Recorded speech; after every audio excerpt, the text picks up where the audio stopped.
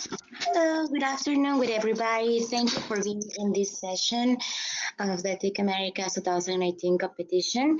This is the bootcamp session, and we are very happy that you are here with us, and we are very happy to have the experts are going to be facilitating the session today. As you know, the TIC Americas 2019 is the talent and innovation competition promoted by the Young American Business Trust in collaboration with the American States Organization and other partners.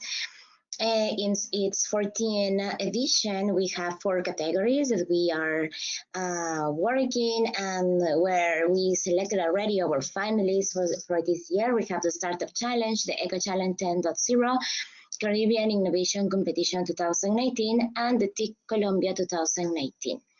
Today, we are going to be talking about a very interesting topic. We are going to talk about orange economy and opportunity for development in this bootcamp session. Today, we are going to have the participation of Stephanie Cristina Contreras Lugo. She's the Executive Director of Laboratorio de Emprendimiento Creativo Foundation. Stephanie is a Venezuelan entrepreneur with the vision of transform ideas and talents in competitive leaders, specialized in cultural and creative industries. In the other hand, we also have Oscar René Leandro Pacheco from ICOM, is the ICOM director. At ICOM, Oscar has led a diverse entrepreneurs teams to build competitive enterprises that can create value in Venezuela and scale up to the Latin American market. Previously found ICOM, Oscar had participation in political activism, coordinated the youth vote, an NGO focused on registering the new voters and the electoral processes follow-up, as well as incentivizing people to vote. Oscar has a degree in economics at the Metropolitan University, is member of Impacto Latinoamericano at the Georgetown University, and has participated in finance, entrepreneurship, and international policy summer schools at the London University of Economics and the Peking University and Science Pro. With this introduction, I want to pass the control to Oscar. Oscar and Stephanie, welcome to this session, and thank you for being here.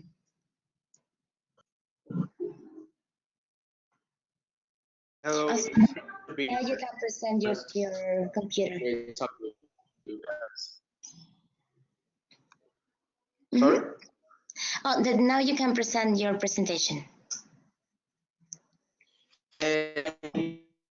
Well, the presentation is in Spanish. I tried translating it, but I can just say everything in English, and you can see the slides in Spanish. No problem? Sure, you can also use your camera instead if you... Okay, just give me 1 second. Please share again share the Sure. You know, the window, please. Just give me a second. Okay. There you go.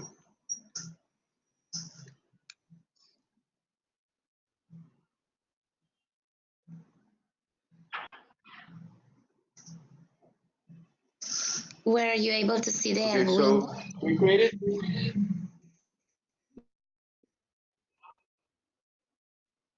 Perfect. So while we are working on what's the orange economy and digital disruption. So basically, these 2 slides are in English. So it's what are we looking for right now? So first of all, this comes from how we're using data science. So since the last 10 years, actually, there's this new trend to talk about data, and all data. But the real issue is we just started using those issues because we became experts in that, and that has allowed us to explore new industries. One of the main things that that we can now measure impact that culture, creativity, and innovation have in the economy. So this all the openings and cash flow generated by a concert, which includes the amount of hot dogs sold outside a venue that is not part of the official food market at the venue, or the amount of Ubers, and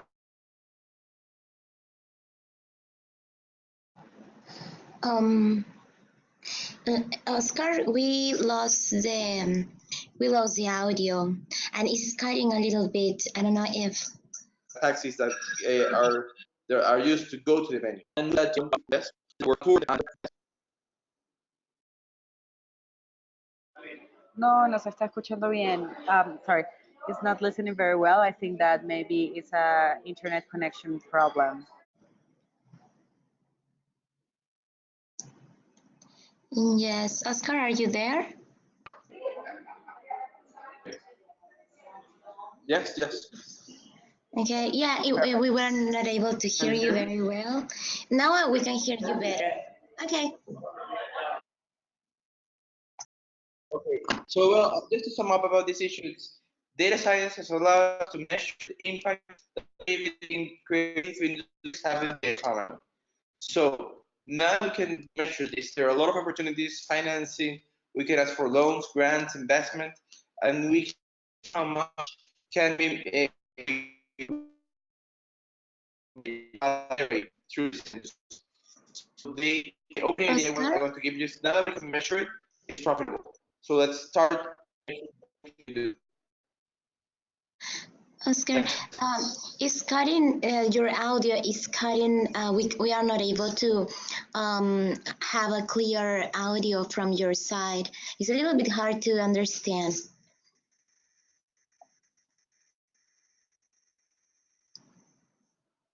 Okay, so I should just lower me, or let me try to reset internet, and Stephanie can start talking right now. Yes, of course, not a problem. So Steph. hi, how are you? Hope everyone is amazing. Thank you so much, Rosario, for starting this webinar. So while Leandro starts his presentation, so we already did the Spanish seminar, webinar. So I have very good news for you. You're gonna learn both important sides of the orange economy. Myself, I run a foundation here in Colombia. I'm based in Colombia, though I'm Venezuelan. And we work for the Americas, especially Latin America, helping artists to become entrepreneurs. What we do is to approach their talent and helping them to understand the entrepreneurial side that is way to build, already built. There's so many books and so much information about how to become an entrepreneur, and somehow this information sometimes is too seems too far for artists. It's like, oh, this is so structured, I can never manage to do that. And what we do is try to reconcile both areas that are super important and most artists do have, and it is the commercial side and the creative side.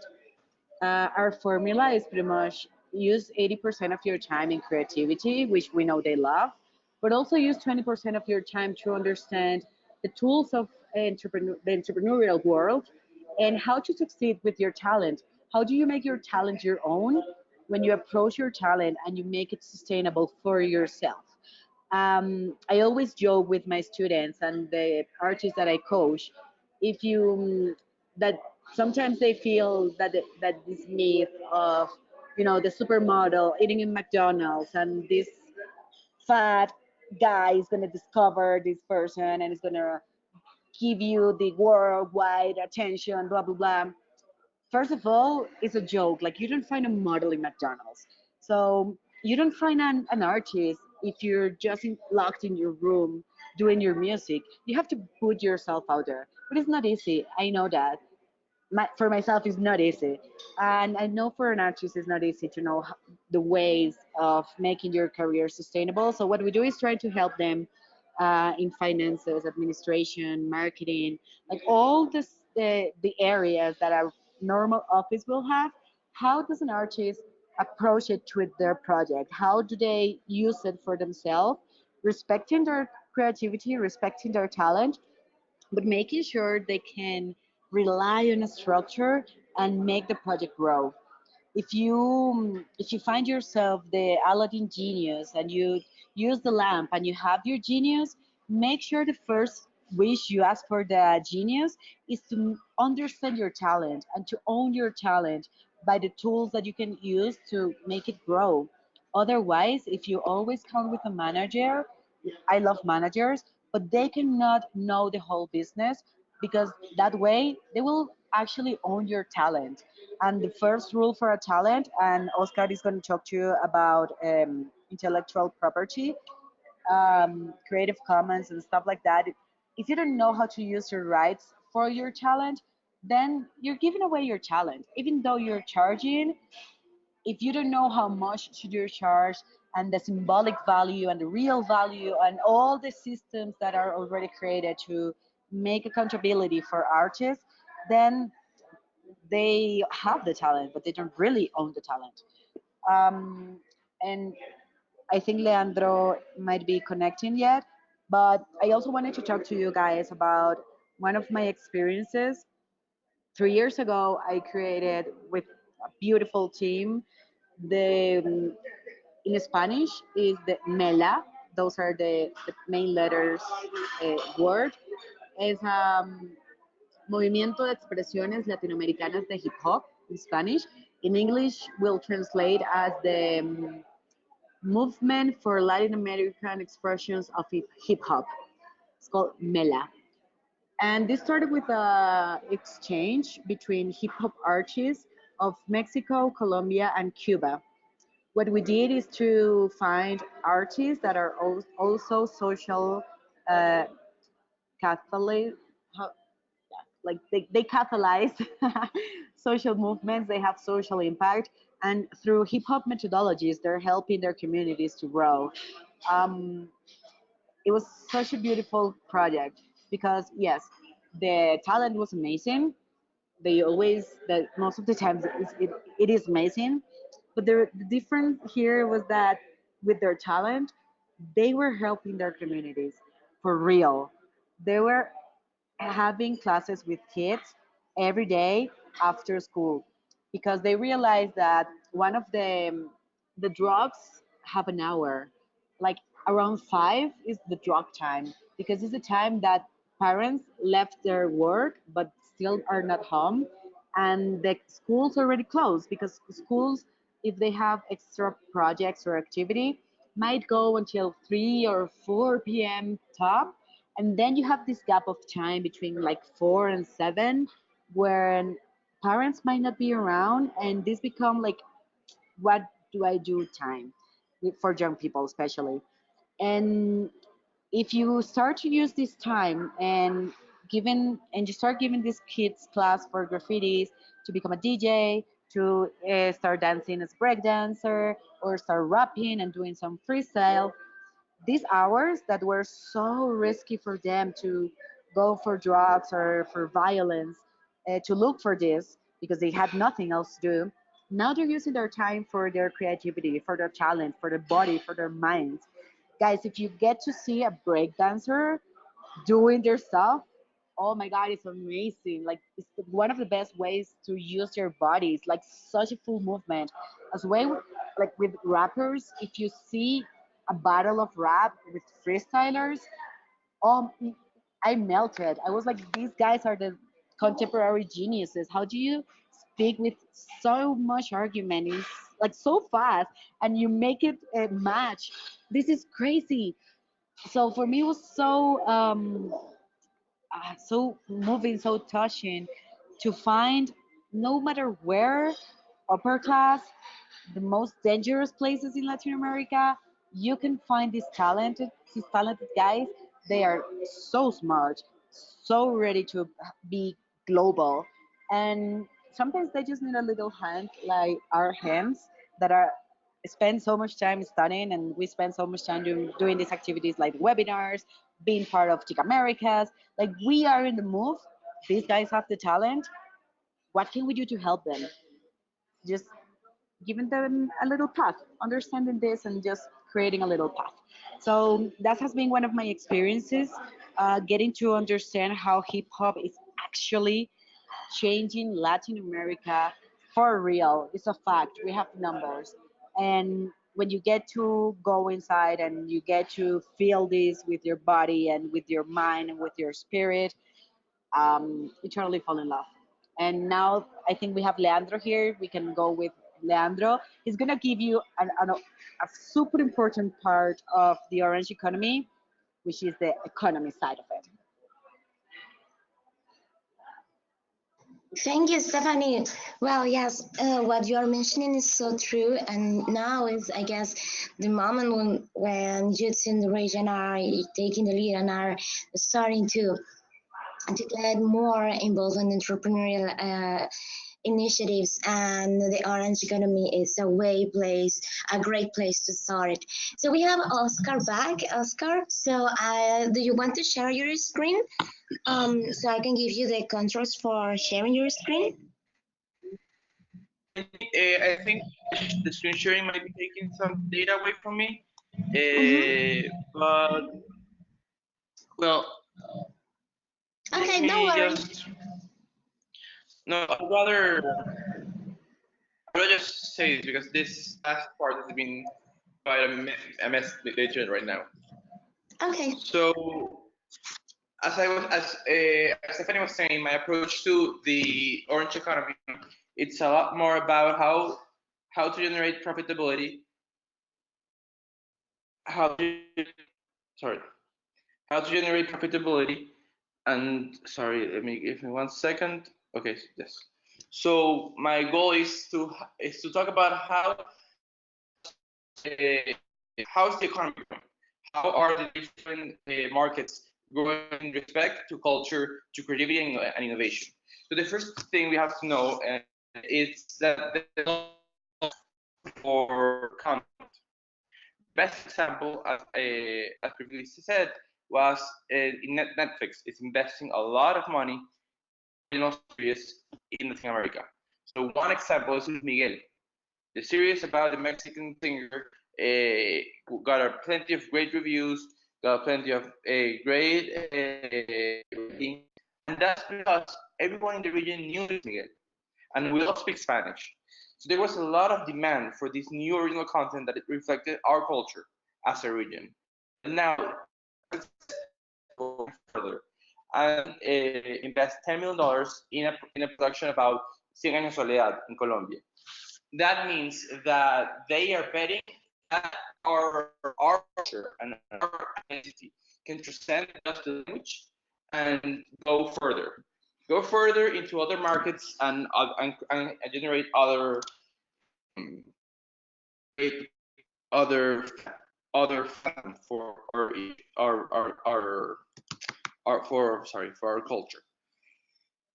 The other example, Pixar's movie about a kid in the depth of the death was the first time in U.S. history that a major studio published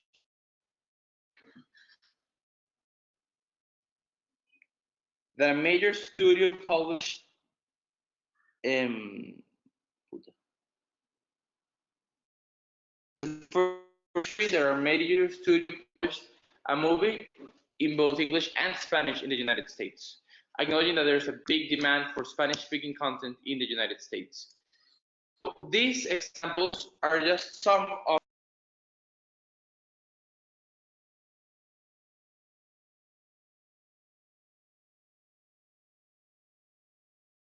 Oscar, are you there? We have lost you again. We lost you again. Are you there?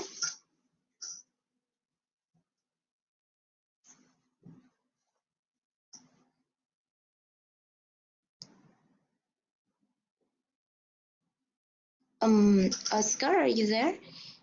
Stephanie, do you think? Yes, I'm letting him know for in WhatsApp that we cannot hear him. Oh, okay.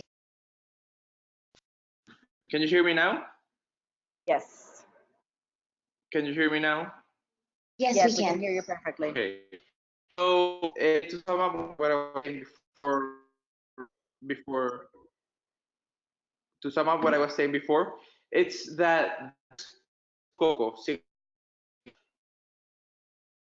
Luis Miguel, all this new content for Spanish-speaking Americans is a very big market. It's growing a lot, and I see that. So not only is it not big, like when you see the top 10 top songs, at least one of them features speaking musician with lyrics in Spanish during a song. So you can see Justin Bieber, Cardi B, Demi Lovato, anyone, Megan Trainor, who's usually something more like soul country music. They did a piece, a translation of a CNCO song. This is a boy band produced by The Voice in Latin America. So this example that of big demand for Spanish content in the market should give us a hope that there will be more in the industry. So that's one thing.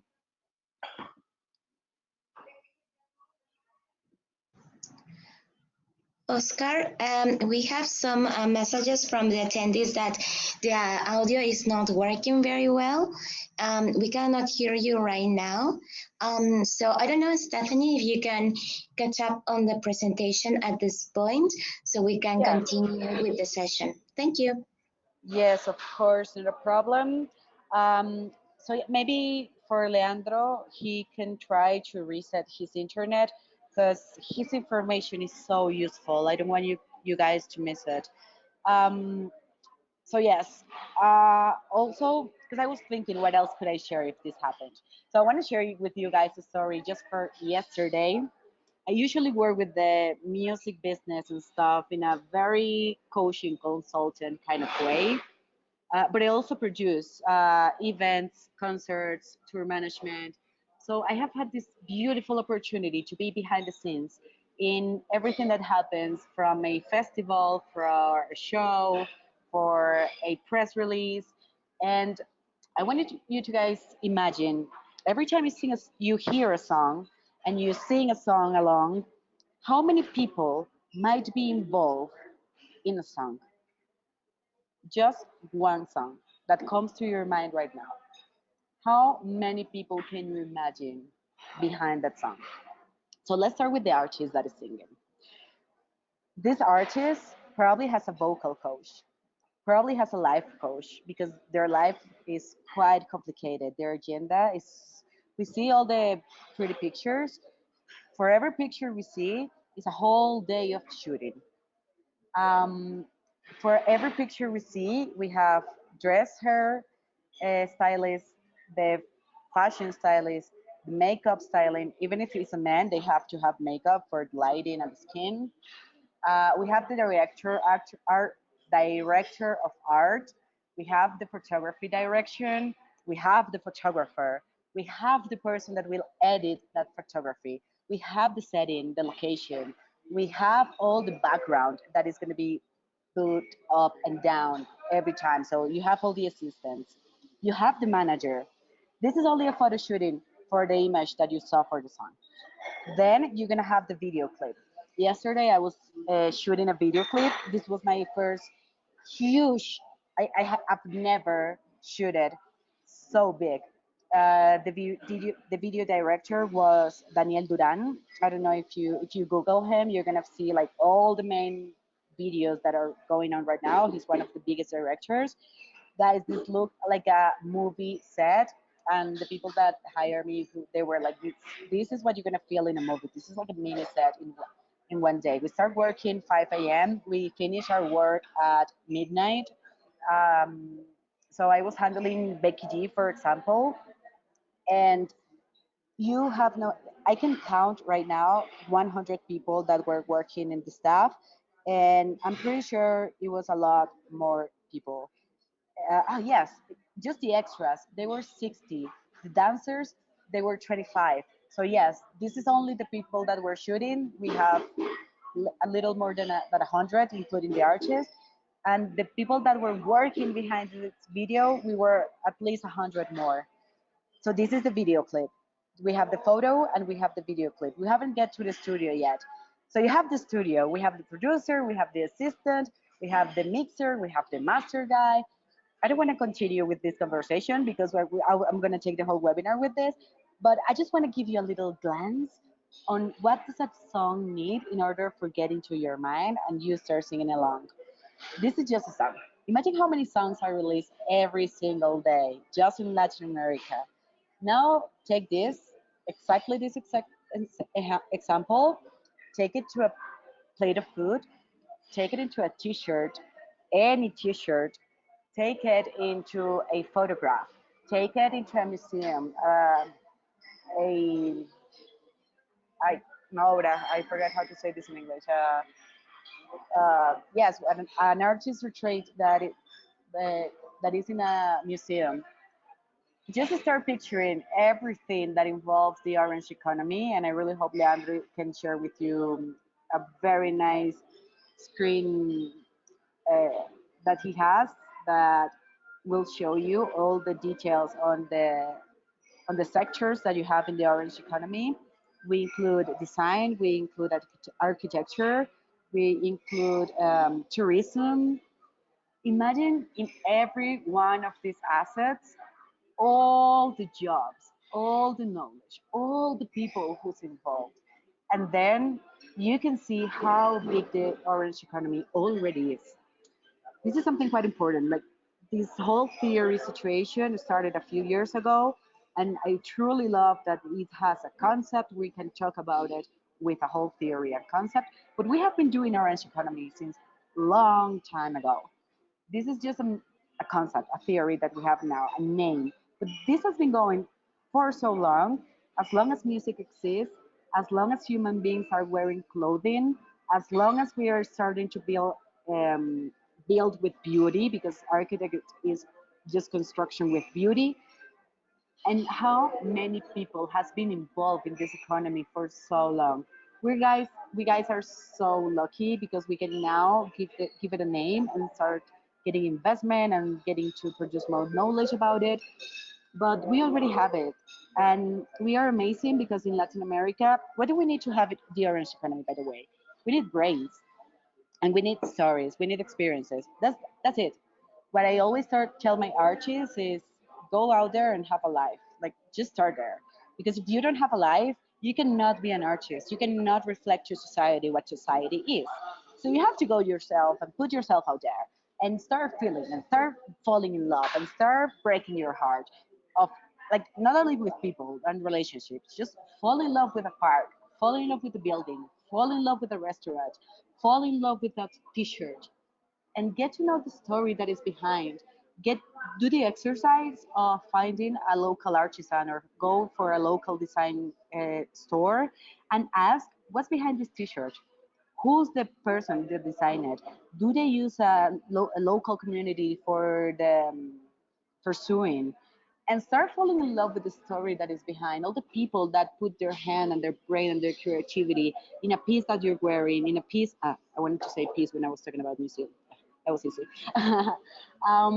So yes, behind every piece, you will find a lot of stories of so many people, and the piece itself is a story. So with this in mind, make sure that the orange economy for you goes two ways. One is the number, is the structure.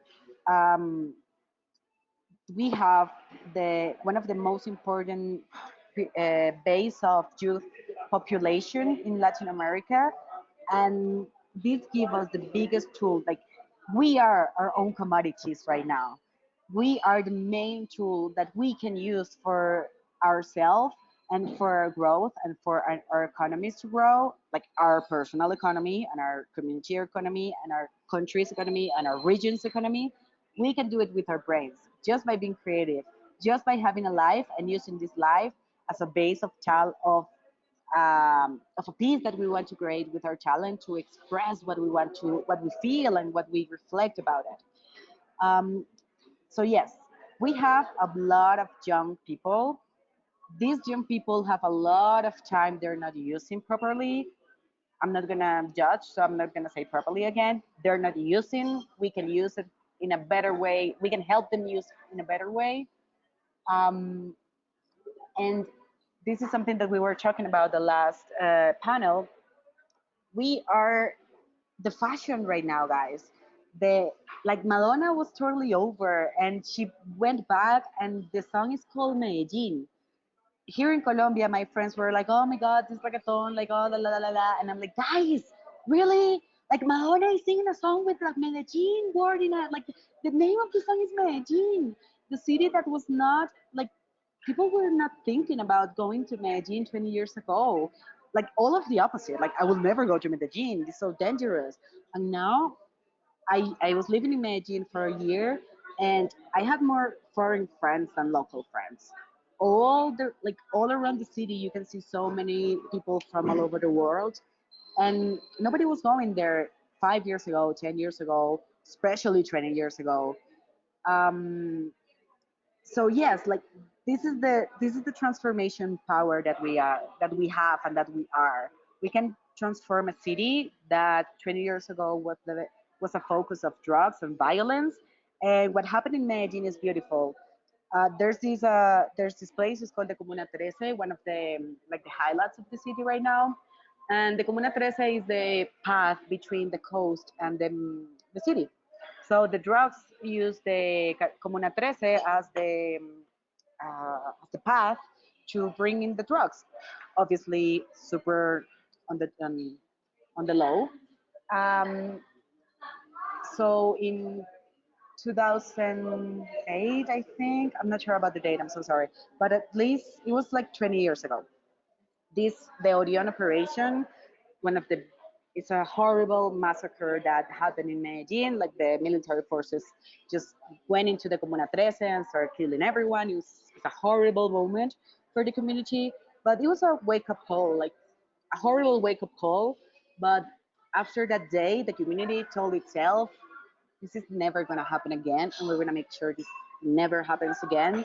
But also, this needed a lot of therapy. This was a horrible, I don't even get to imagine, but this is a horrible trauma. Just imagine yourself in your neighborhood, 2 in the afternoon, and military forces of your own country goes inside and start killing whoever was in the street.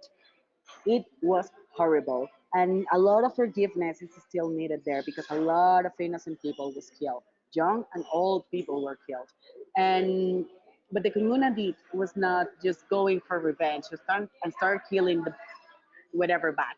What they did is to start remembering and to start feeling how can we forgive and move on. And the solution was art. The guerrilla used to, and the narco traffic used to have this phrase, and they used graffiti for threatening. So they had this phrase of, they said in English, the good kids they go to bed early, the bad kids, we put it to bed. Horrible. And if you're a grandmother or mothers, imagine you open up your windows because people did not go out after this. So people stood home. Okay, I'm gonna explain you this even better because this is actually big. If you were a woman, you had two options. Either you were the cooking and the one who stood at home, like the mom, the grandmother, or you were like the trophy wife of these narco traffics or drug people. If you were a man, either you were with the militaries or you were with the narcos. That was it. You had four options, and This was told to me by a guy.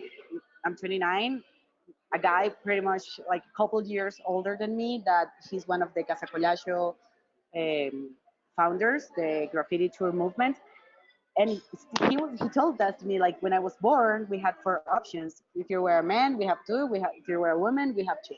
So imagine that you were the woman that stood home cooking. You open up your window and everything you see is these kind of phrases. And our generation, what they did is, hey guys, this is not graffiti, and they talk to the mothers and the grandmothers and ask them if they can now do painting in their houses. And they were like, yeah, sure, whatever. Start with one and we'll talk about it.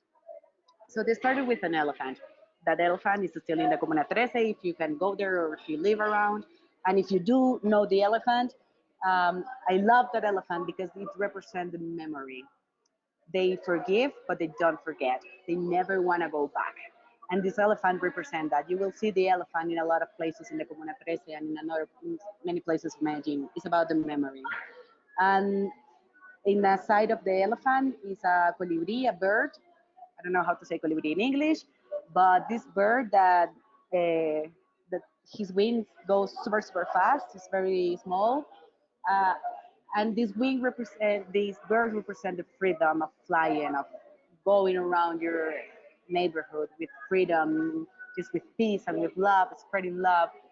So imagine to go from these horrible phrases about what is going to happen with your family to a beautiful memory of a truth that is going to remain being a truth, but also an expectation and a call to change.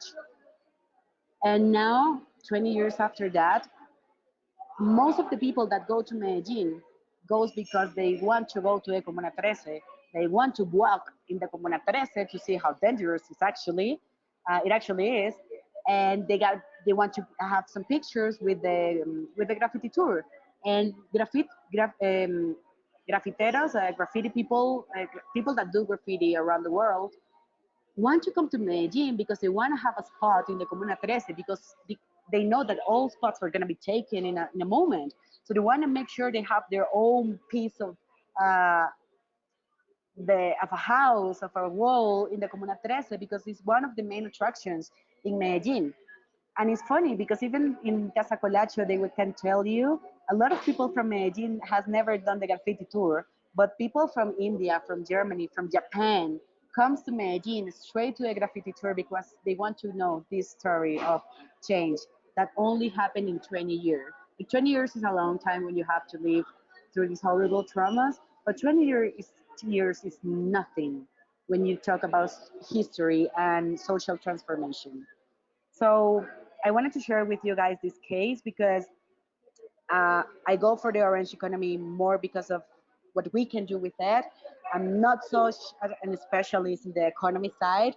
This is where when I need help. Um, First recommendation: always look for help when you have weaknesses. Always look for help and focus on your strength. And my strength is this capacity to change. And what I have found in orange economy about social change is radical, is definitely beautiful because it's about love. And the only way that you can heal the trauma of violence that we have in Latin America is with love. I know this sounds like super hippie, but the only like the opposite of violence can only be love. So love is arts, love is expression of your feelings, and when you let people from young ages to very old stages of life to go through a healing process with arts, the change that you start to see in their families, in their communities, in their cities, in their countries, and in the region, it's gonna last forever. um, so yes, we are fashionable right now because Madonna is talking about us, and not only her. The Coachella main stage was first time a Latin person playing in it, and J Balvin has only Spanish songs. So he was telling itself in a Jimmy Fallon show the other day, like everyone was singing along and dancing along, and it was such a huge party. And I know nobody, like most of them, had no idea what they were singing, but they were singing it anyway. And like the guy was called the day before by Beyonce, like, hey, can you come into my plane and come to the show with me? Like, this is where we are.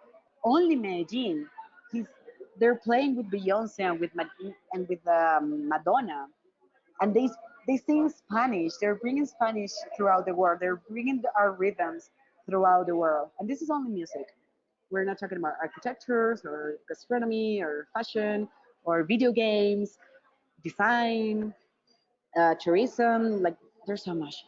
But yes, I wanted to share this with you guys because it's parts of the reason why I love being in this industry because our numbers are amazing, and I'm so sorry that Leandro could not give you a better approach on this, but we make huge numbers when it comes to money, it comes to people, when it comes to the jobs we're creating, but also we're changing our region, and our region needs this change through this softness that the culture can bring you, that the whole orange sectors can bring you.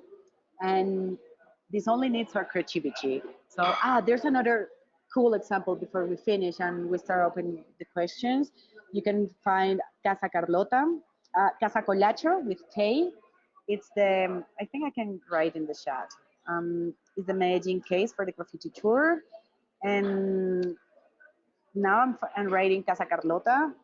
This is a advertising agency, and all of their creative people, they have some kind of neurodiversity. So some guys have Down syndrome, some guys have some mental uh, disability. So, but everyone is different, and everyone brings their talent in a very different way. Um, and I think it's one of the best examples of everyone can be part of the orange economy.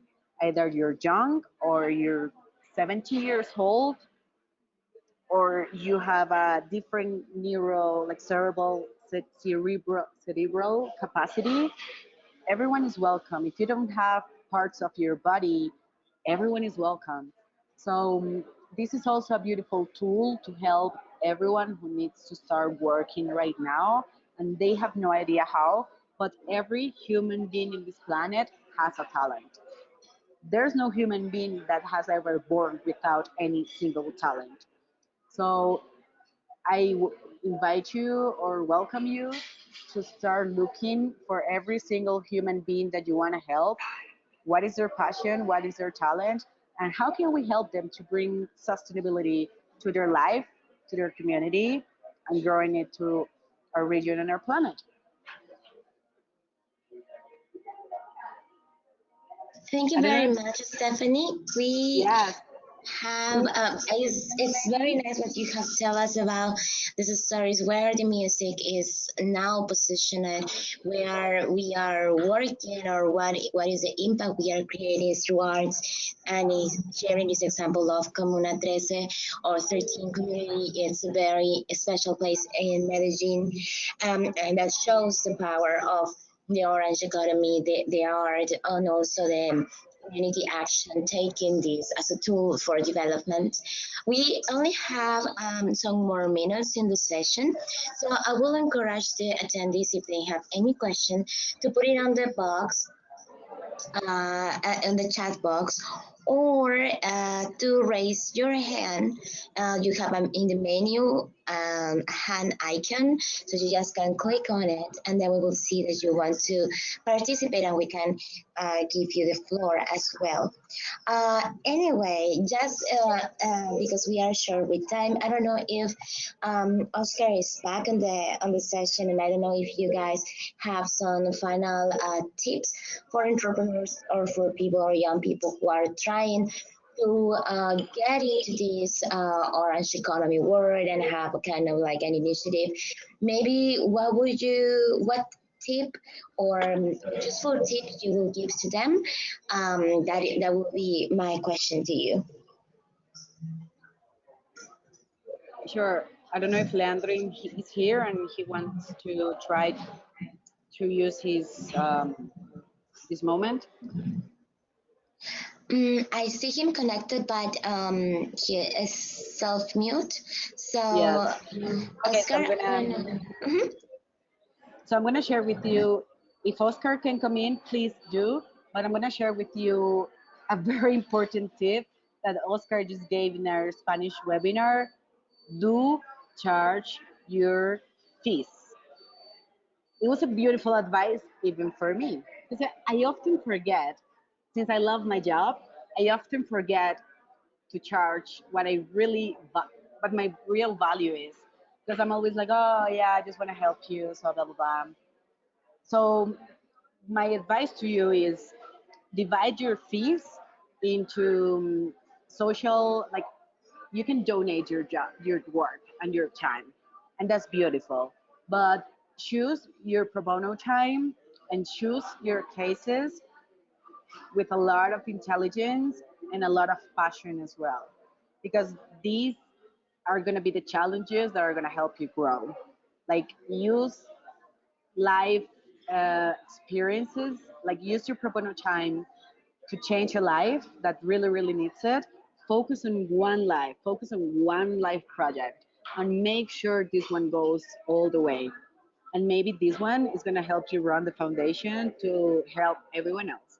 And use your working value time to find the investment and the projects and the people that can actually help you grow, because the reality is that a lot of investment is happening in the orange economy, and if you're not receiving it, it's because somebody else is doing it. Make sure you also are the ones who is receiving it. And it's only going to multiply.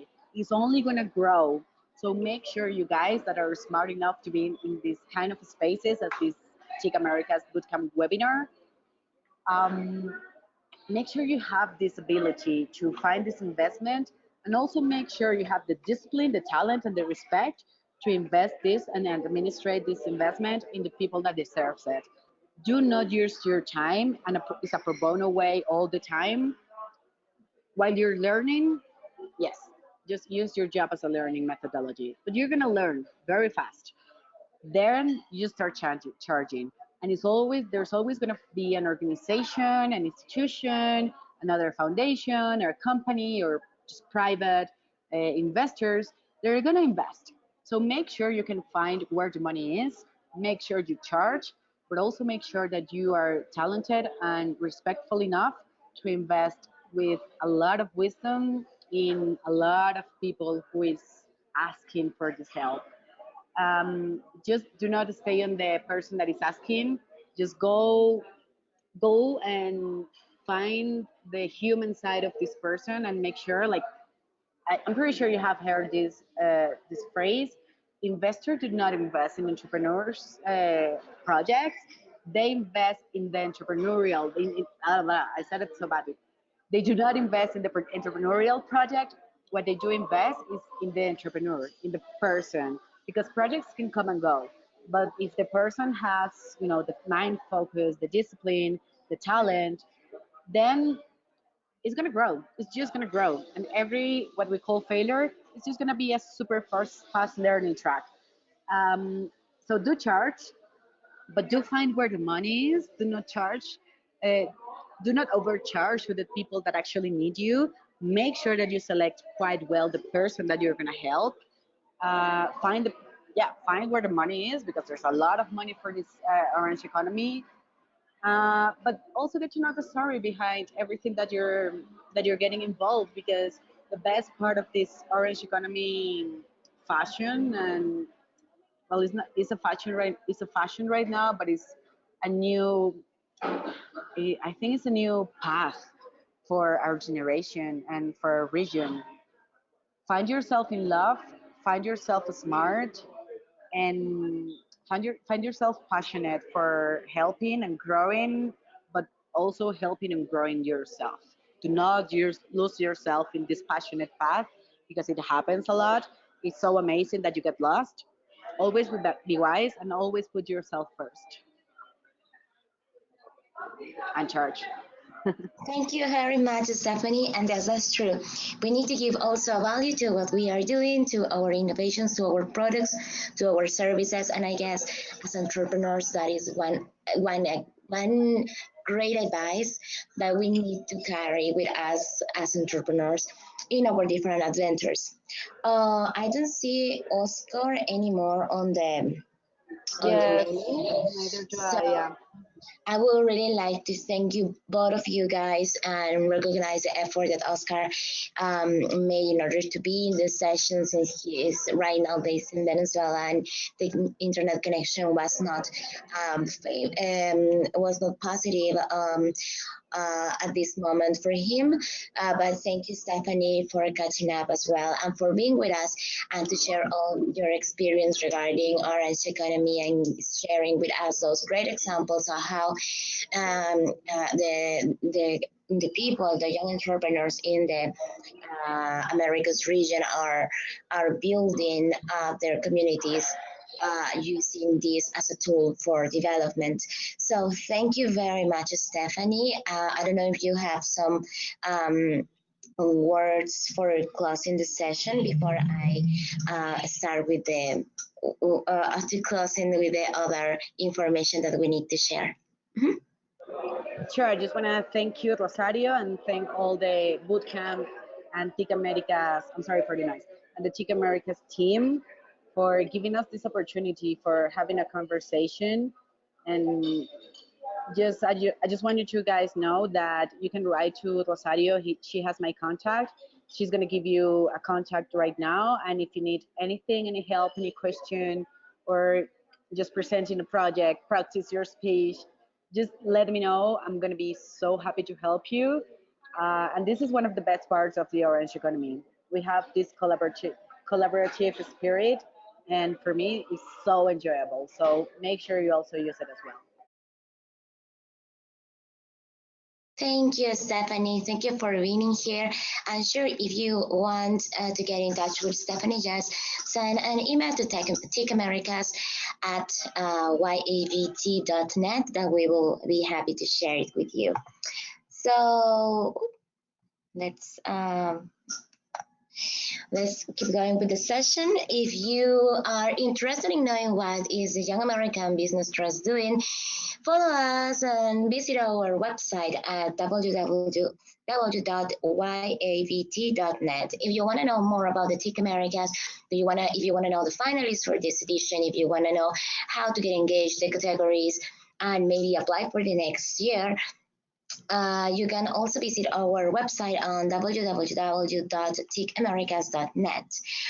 If you want to send an email to the team, if you have a question, or if you want to share some information, just let us know through our emails to edgar.maestre@yabt.net or to rosario.garavito@yabt.net. Follow us also on Facebook, Twitter, and Flickr in order to know more about our activities and what we have as new content over there. If you want to share this information, do it by using or by writing the hashtags TIC Americas, hashtag Eco Reto or Eco Challenge for the English version, and hashtags CIC from Caribbean Innovation Competition.